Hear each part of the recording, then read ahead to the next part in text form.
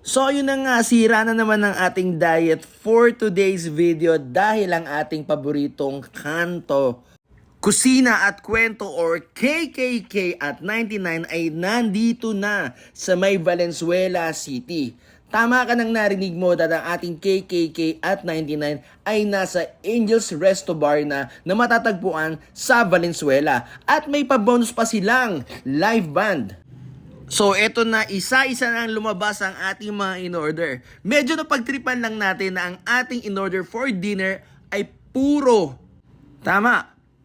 pampulutan na iuulam natin sa gawing ito. May papaitan, butterfly squid, beef caldereta na sobrang cheesy, dinakdakan na napakasarap, may super crunchy na squid rings, at syempre ang paborito nating beef pares.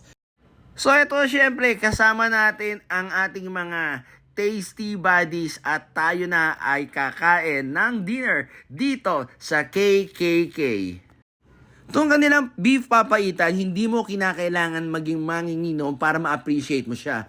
Yung kanyang init, yung kanyang asim na may konting pait, talaga namang nakakasooth ng iyong pagkatao. At ang lasa ng kanilang dinakdakan ay on point. Ang kanilang meat ay medyo chunky at ang mayonnaise na ginamit nila ay alam mo namang premium dahil lamang syempre sa kanyang lasa.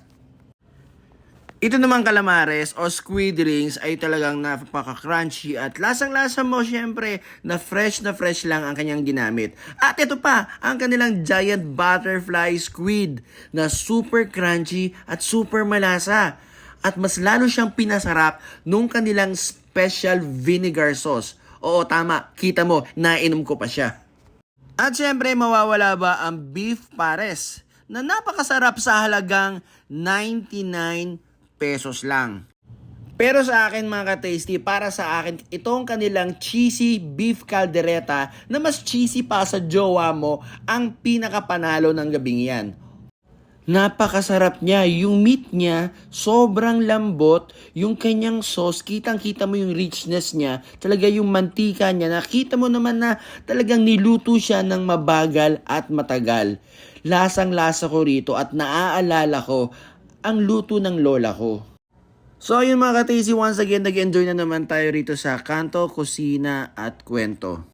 Kung ako sa'yo, pumunta ka na dahil meron na silang air-conditioned room na kayang-kayang i-accommodate up to 30 packs at napakalaki ng kanilang parking space. At syempre, may bonus ka pang live band or mga acoustic band na pwede kang maki-jamming.